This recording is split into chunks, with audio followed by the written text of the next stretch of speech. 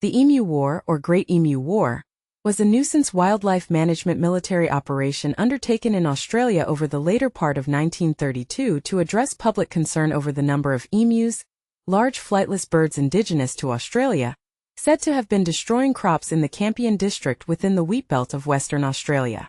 The unsuccessful attempts to curb the emu population employed Royal Australian Artillery soldiers armed with Lewis guns, leading the media to adopt the name Emu War when referring to the incident. Although many birds were killed, the emu population persisted and continued to cause crop destruction. Following World War I, large numbers of discharged veterans who served in the war were given land by the Australian government to take up farming within Western Australia, often in agriculturally marginal areas. With the onset of the Great Depression in 1929, these farmers were encouraged to increase their wheat crops, with the government promising and failing to deliver assistance in the form of subsidies. Because of the recommendations and the promised subsidies, wheat prices continued to fall, and by October 1932, the situation intensified, with the farmers preparing to harvest the season's crop while simultaneously threatening to refuse to deliver the wheat. The farmers' difficulties were worsened by the arrival of approximately 20,000 emus. Emus regularly migrate after their breeding season, heading to the coast from the inland regions. With the cleared land and additional water supplies being made available for livestock by the Western Australian farmers, the emus found that the cultivated lands were good habitat, and they began to foray into farm territory, in particular the marginal farming land around Chandler and Walgullen. The emus consumed and spoiled the crops and left large gaps in fences where rabbits could enter and cause further problems. Farmers relayed their concerns about the birds ravaging their crops, and a deputation of ex-soldiers were sent to meet with the Minister of Defence, Sir George Pearce. Having served in World War I, the soldier settlers were well aware of the effectiveness of machine guns, and they requested their deployment. The minister readily agreed, although with conditions attached. The guns were to be used by military personnel, troop transport was to be financed by the Western Australian government, and the farmers would provide food, accommodation, and payment for the ammunition. Pearce also supported the deployment on the grounds that the birds would make good target practice, while it has also been argued that some in the government may have viewed the operation as a way of being seen to be helping the Western Australian farmers, as well as to stave off the nascent secession movement. Toward that end, a cinematographer from Fox Movietone was enlisted. Military involvement was due to begin in October 1932. The war was conducted under the command of Major General Purves Winaubrey Meredith of the Royal Australian Artillery's 7th Heavy Artillery, with Meredith commanding soldiers Sergeant S. McMurray and Gunner J. O'Halloran, armed with 2 Lewis guns and 10,000 rounds of ammunition. The operation was delayed by a period of rainfall that caused the emus to scatter over a wider area.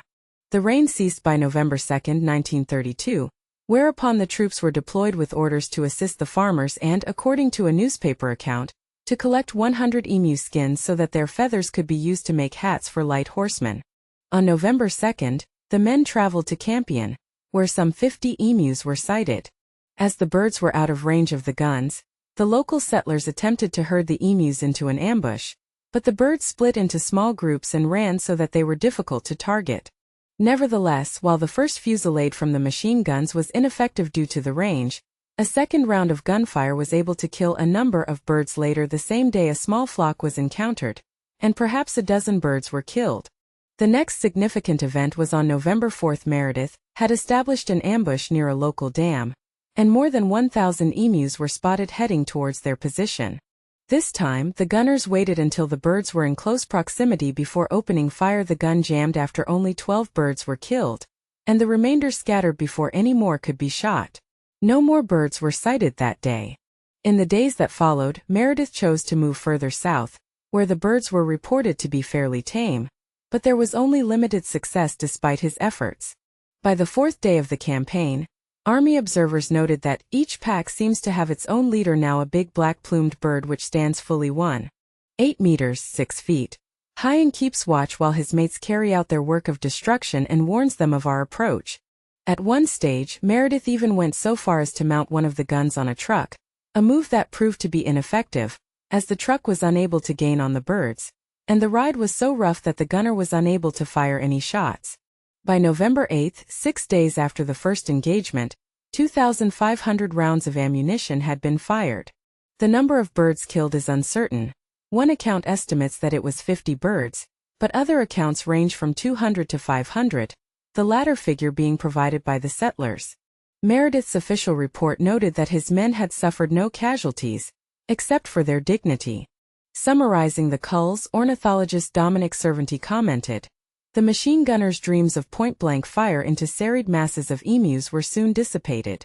The Emu Command had evidently ordered guerrilla tactics, and its unwieldy army soon split up into innumerable small units that made use of the military equipment uneconomic.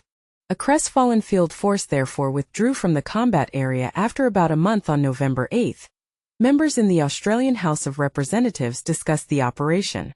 Following the negative coverage of the events in the local media, which included claims that only a few emus had died, Pierce withdrew the military personnel and the guns on November 8. After the withdrawal, Major Meredith compared the emus to Zulus and commented on the striking maneuverability of the emus, even while badly wounded. "If we had a military division with the bullet-carrying capacity of these birds, it would face any army in the world. They can face machine guns with the invulnerability of tanks. They are like Zulus whom even dum-dum bullets could not stop." After the withdrawal of the military, the emu attacks on crops continued. Farmers again asked for support, citing the hot weather and drought that brought emus invading farms in the thousands.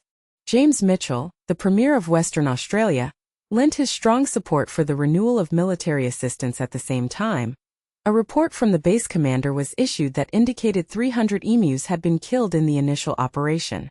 Acting on the requests and the base commander's report, by November 12 the Minister of Defense approved a resumption of military efforts.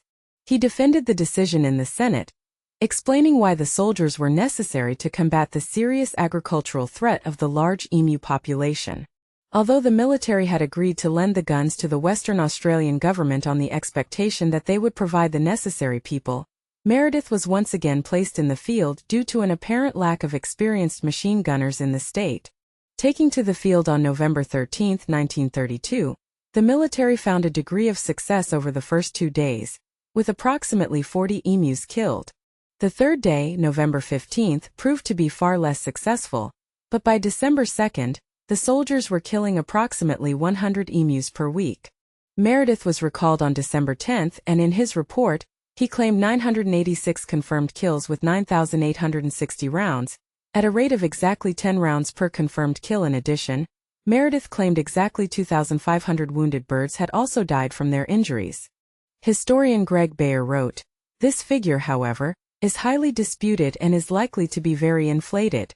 In assessing the success of the cull, an article in the Coolgardie Miner on August 23, 1935 reported that although the use of machine guns had been criticized in many quarters, the method proved effective and saved what remained of the wheat. Despite the problems encountered with the cull, the farmers of the region once again requested military assistance in 1934, 1943, and 1948, only to be turned down by the government. Instead, the bounty system that had been instigated in 1923 was continued, and this proved to be effective. 57,034 bounties were claimed over a 6-month period in 1934. By December 1932, word of the Emu War had spread, reaching the United Kingdom. Some conservationists there protested the cull as extermination of the rare emu. Dominic Cervanti and Hubert Wattell, the eminent Australian ornithologists, described the war as an attempt at the mass destruction of the birds. Throughout 1930 and onward, exclusion barrier fencing became a popular means of keeping emus out of agricultural areas, in addition to other vermin such as dingoes and rabbits. In November 1950, Hugh Leslie raised the issues of emus in federal parliament and urged Army Minister Josiah Francis to release a quantity of 303 ammunition from the Army for the use of farmers. The minister approved the release of 500,000 rounds of ammunition. An action comedy film, titled The Emu War, premiered at Monster Fest on October 22, 2023. Another action comedy movie retelling of the events called The Great Emu War, written by John Cleese, Monty Franklin, Rob Schneider, Camilla Cleese, and Jim Jeffries, was aiming to begin production in 2023 or 2024.